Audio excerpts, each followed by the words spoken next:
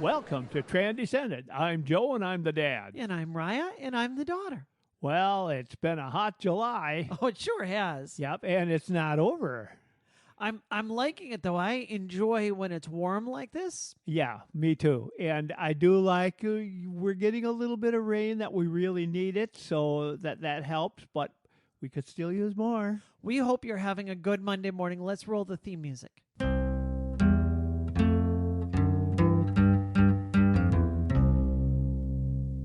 This is an illustration that I saw, probably 2 or 3 years ago, and it's gone through a few different revisions. It's called the genderbread person. This is a drawing you can find for yourself online if you just search genderbread person. It was done by Sam Killerman. If you could describe the picture that you see there. Well, the picture I see is a gingerbread person. And because we are talking specifically about gender issues, they do refer to this as a person, but we normally think of that as a gingerbread man, but they do specifically here call this a person. Exactly. Which will be relevant here as we get into it. And they focus on 3 areas of the body. They focus on the head, they focus on the heart, and then they focus on the genital area. And then you see the piece on the far right-hand side. It's, right. It's kind of a bracket, kind of encompassing the whole person. I really like this illustration because it helps us to understand these various components. Oftentimes, when people are first learning about transgender issues or gender in general or orientation, you kind of lump it all together. I know I did before I knew anything about other transgender people and before I realized that I myself was transgender. I thought, well, I couldn't really be transgender because aren't transgender people, transgender women, aren't they primarily attracted to men? And I've never really been attracted to men at all. And so maybe that's not really my thing. When you look at this, you discover that there's a lot of different components that go into really any of the LGBTQ issues or LGBTQ plus issues. We add that plus on there because there are so many different things, and we're going to get into some of those complexities right now. But actually, I'm going to broad base that a little bit more because in reality, it defines everyone. Everyone is on a line, a contingent that goes from A to Z, so to speak. Nobody is going to be 100% or 0% on all of these. Correct. And that's why we're going to dig in and take a look at these.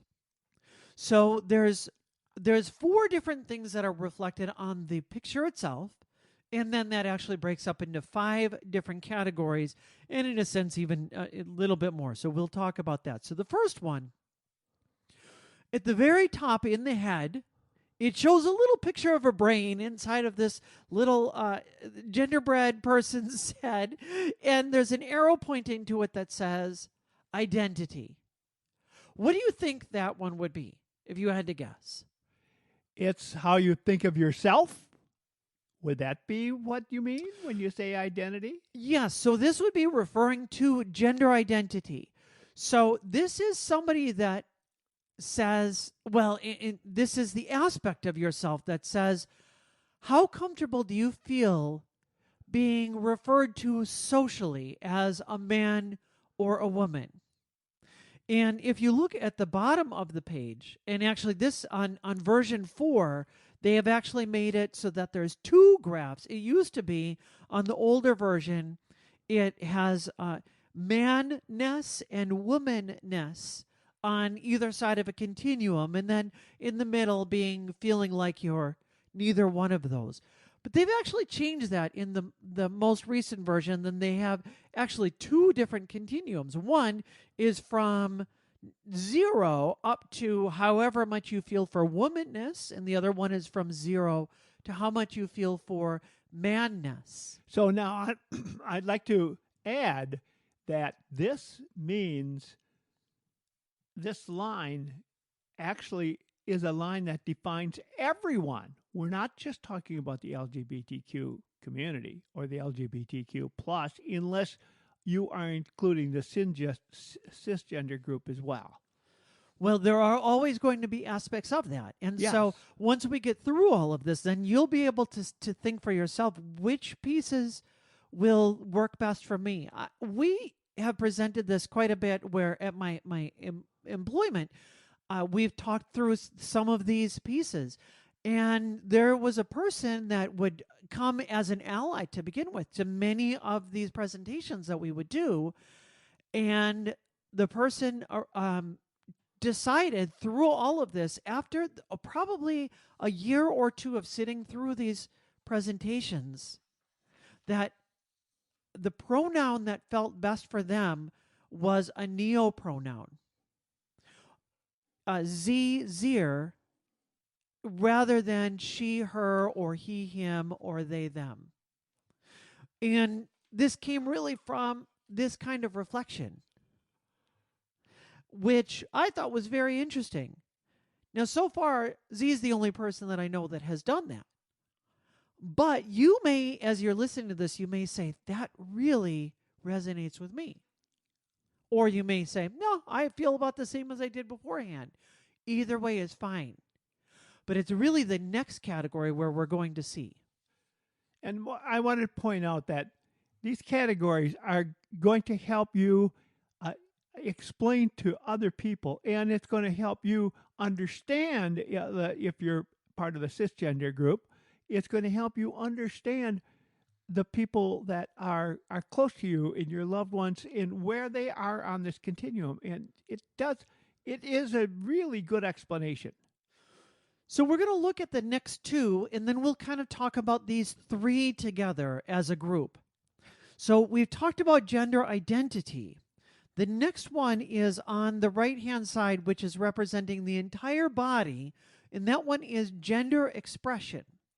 And this one is looking at how much do you present feminine and how much do you present masculine. So this is about femininity and masculinity. Now, these are different concepts than gender identity.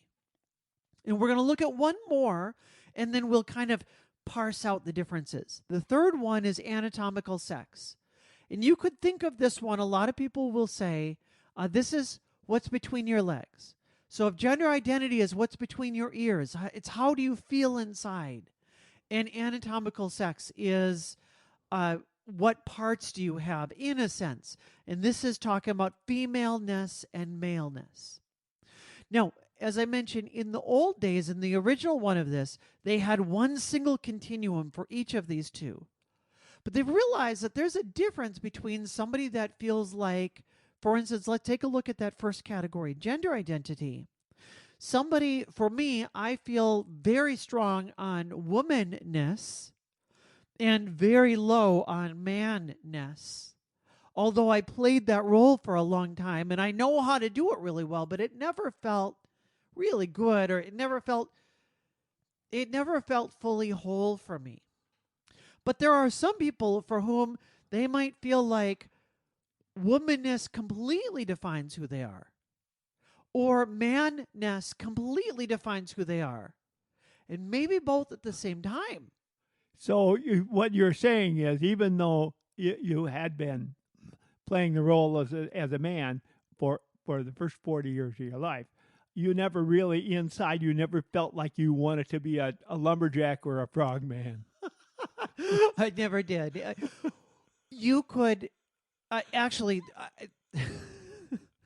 that's a throwback to one of our earlier episodes where Dad threw out this just silly expression about a frog band. Where did that come from? But when I was in college, I was in a fraternity for a year. I was expecting that I would be in a fraternity through the end of my college career. But for some reason, it never felt, I really liked everybody in the fraternity. I really enjoyed the people. I enjoyed my camaraderie that I had with them. But for some reason, getting together and being brothers with everyone always felt just off somehow. And I couldn't tell you why. I thought, I really like everyone here. I don't know why I don't feel at home here, but something doesn't feel at home. And it's because really, I wanted to be a tri-delta all the time. You remember the old Saturday Night Live, Delta, Delta, Delta? Can Oh, I help yes, you, of help you, course. help you? Yeah. We actually were friends with a lot of the tri-delta sorority people, and I would have been thrilled to be a part of the sorority. That would have felt really at home for me. Because for me, on this gender identity thing, the womanness is always going to feel good, and the manness is never going to feel good. But there's some people that they'll talk through their gender identity and they will say, I really feel like neither one of those is me.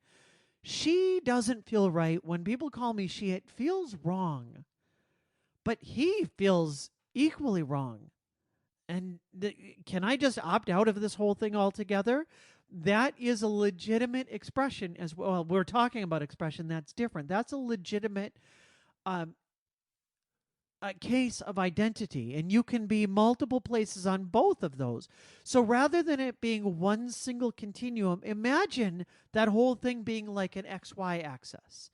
And you could be, far out on the X axis and be at a 0 on the Y axis. You could be far out on the Y axis and be at 0 on the X axis, or you can be at 10 and 10 on both, or 0 and 0 on both. Either way, the two are usually related and correlated with one another, inversely correlated, but not always. But then you look at gender expression, and oftentimes people will mix these two things up. And they will say something like, well, I don't dress all that feminine, or I've never been into all these masculine things like being a lumberjack or a frogman, or doing things that are stereotypically masculine or stereotypically feminine. There is a lot more freedom, I think, even in our culture, on how does expression work. You might be somebody that enjoys wearing a dress all the time, and you would wear a dress all the time if you could. In fact, I have some trans feminine friends, that for them, it's a married couple, both trans feminine people, and for them, they just love the fact that now socially it's okay to wear dresses. It feels so freeing, and so it just feels very good. For me, when I wear a dress, I feel like I look like a big old sack of flour. Like that does not make me feel good about myself. I dress very similar to how I dressed beforehand, but just a little more feminine style. So my gender expression is actually a little bit lower on the femininity side. But the point is, you have different expressions on how your gender identity will play itself out. But in reality, what you're talking about here is the fact that you also have to be concerned about style. And when the style was for a time that dresses were really not very stylish, did you miss them? Or but that was before you probably transitioned. I remember the very first day that I transitioned, and Mom gave me some advice, and she said, "Don't come to work in a dress. If you notice, the other women at work don't wear dresses to work, and so I just want to help you out here." And I knew that because I was starting to observe already. I want to dress like everybody else dresses. But I did notice the other day when we went to the fireworks, Yes. I saw lots of women in sundresses the whole time, and I thought maybe I need to, not need to. Nobody expects that I do it, but maybe I would feel a little better if I wore a sundress. In the 60s, when I came back from the military and I was working at the daily newspaper, I wore a fedora and I loved it. And I wanted to come back. And so, all of you out there who are listening, if you want to help me, start wearing a fedora, and maybe I won't feel so alone. Well, my son, my third oldest son, Yes. wears fedoras as often as he can, or baseball caps, or all kinds. But he has a fedora, and he has no problem wearing it. That's true. And that's always fun to see him wearing that. I think so too. There is a lot of freedom on the gender expression piece, and This is the dilemma that you will sometimes see from transphobes, is that they will say one of two things when they look especially at transgender women. Transgender men don't oftentimes get nearly as much scrutiny as trans women do. I don't know why that is, but we're the ones that people oftentimes look at, especially for the transphobes. They're pointing to trans women. And they will say one of two things. They will say, look at, oh, it's just a man in a woman's dress. Or it's just a man trying to look like a woman. Look at, they're not even doing a very good job with it. If we dress too masculine, they'll harass us that we don't look feminine enough. But if we do a really good job and we really love wearing, we get our makeup perfect and we love wearing all kinds of feminine clothing, then they say, just wearing those things doesn't make you a woman. So no matter what you do, the transphobe is going to find a way that on either side is going to say it's never enough. And the reality is, for trans people, we have different aspects of how we do. So some people love being hyper expression of whatever they have transitioned to. Some people bring a lot of pieces in from who they were before they transitioned. And for me, I'm probably somewhere in the middle. And there are people who are certain days one way and other days the other. They are not fully transitioned necessarily all the time. We spoke with Maggie on the podcast earlier that spends much of her life still presenting male. She would gladly transition full time if she could, but because of life situations and certain circumstances, does not do that. There's others that will switch back and forth because that's what they prefer, is that they feel like they're not ready to give up fully one or the other. Right. And that's okay as well. And that's where we get to this third category here, anatomical sex. And this is, again, kind of sometimes sort of crassly talked about as what's between your legs. But I would say, in even on the picture, that's how they do it. But you could think of this more as what's important for your doctor to know. This is really not all that relevant for most people.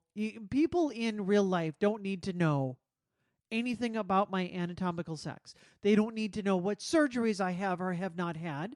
They don't need to know anything about what my body is or looks like. But my doctor definitely needs to, because there are certain tests that I need to have. For instance, every trans feminine person is always going to need prostate exams as they get older. So I will have to have that. But I will also have to have mammograms as I get older.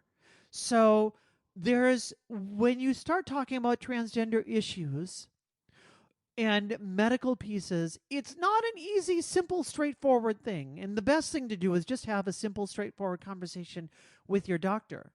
But the point is, what your anatomical sex is and what your gender identity are can be completely diametrically opposed. Or they can line up exactly, or they can be somewhere in between, and they're entirely different categories. So now you have these three categories defined for our audience. Now, how does the mix go? What are the, I won't say options.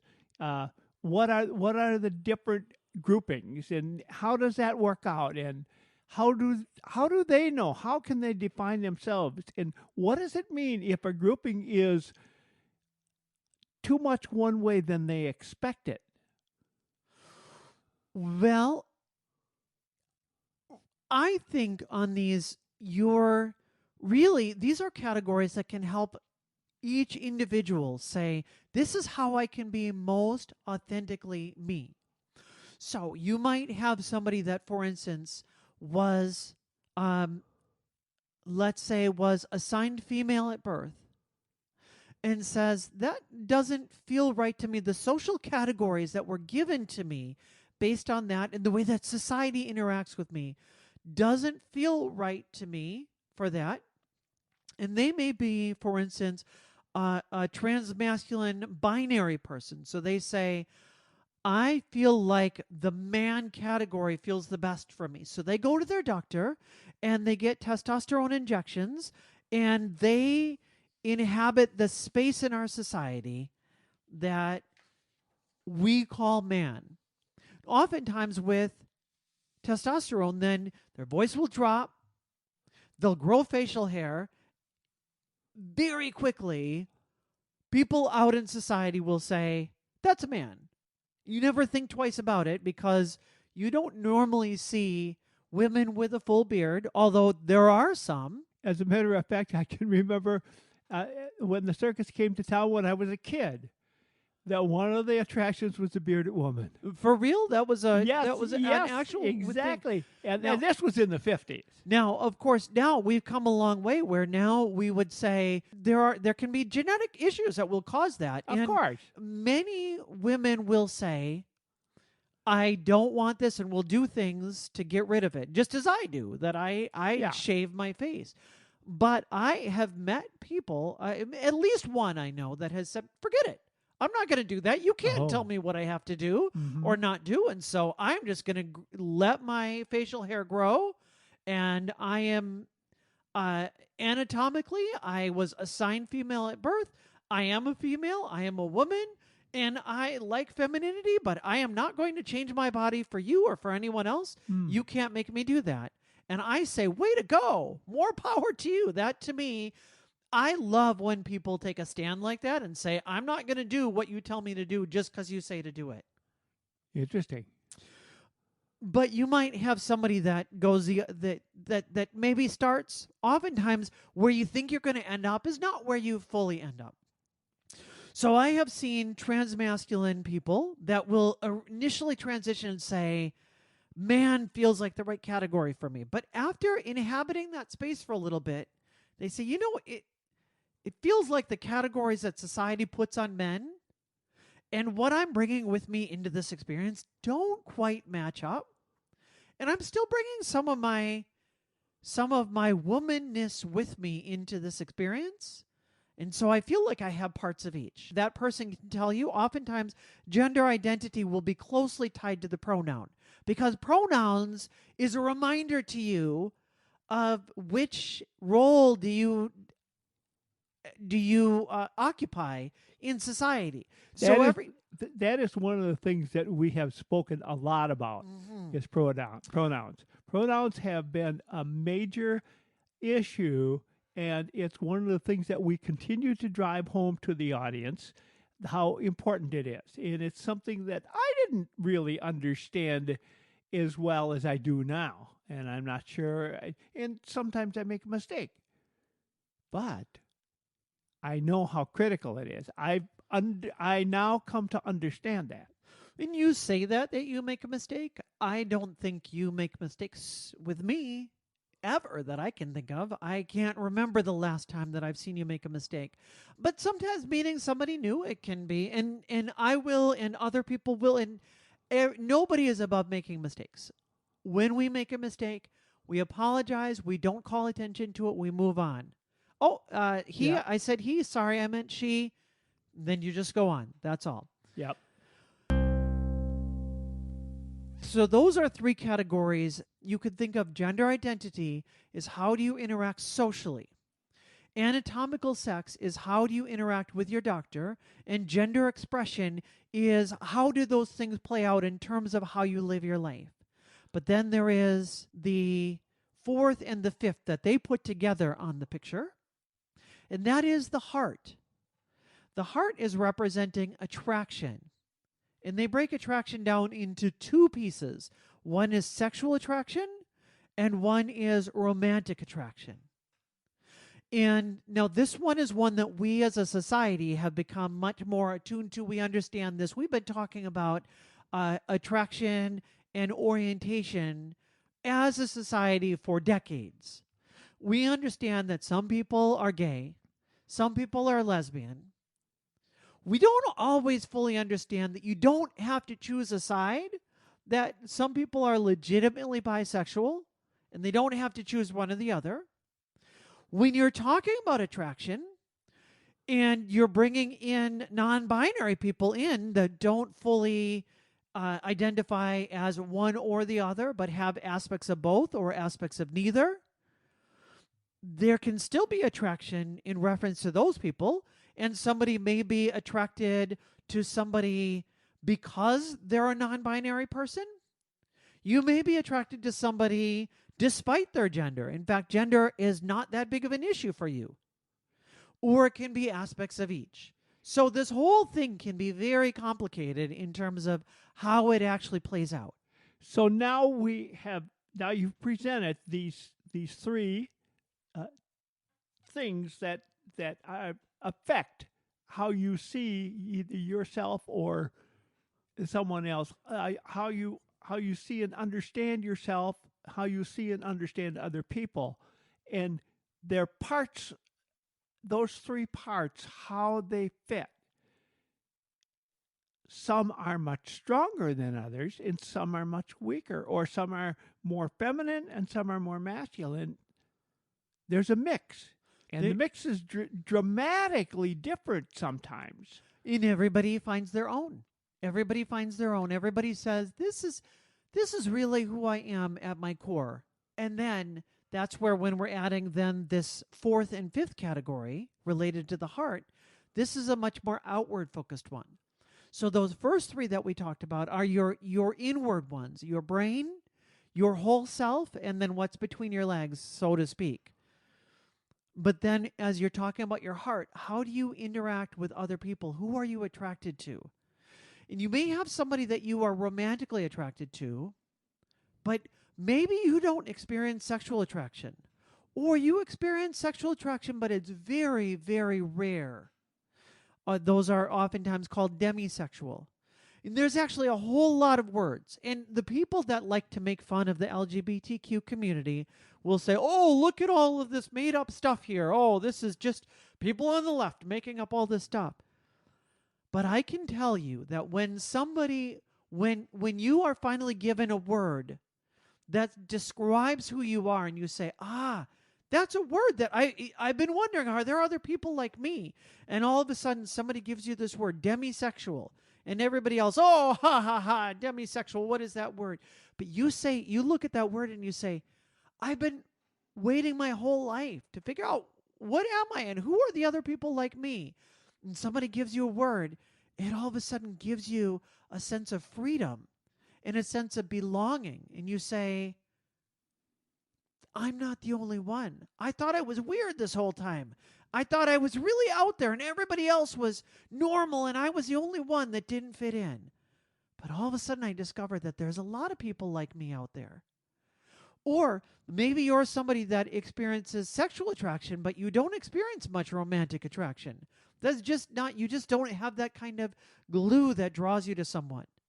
Maybe you're sexually attracted to men, but you're romantically attracted to both men and women. Maybe you're romantically attracted to men, but you're sexually attracted to both men and women. The point is, there's not necessarily a correlation between the two, and the fact that you have one or the other doesn't say anything about who you are, who your personality is, how you are. It doesn't mean that you are really promiscuous, or you're really monogamous, or you're really slow to be in relationships, or you're really quick. All of those are completely separate. What we're talking about all of these differences that make you up to who you are. We can see that same thing. Take this away and look at art, for example. Some people are great artists. Some people just have the art appreciation. And some people don't want to have anything to do with art. It's another thing that makes us who we are.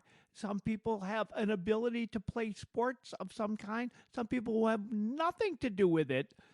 And it's another thing that defines who you are. You can go on and on. I could give you many long lists about what attracts you to certain things, or what gives you the ability to participate or do things like that.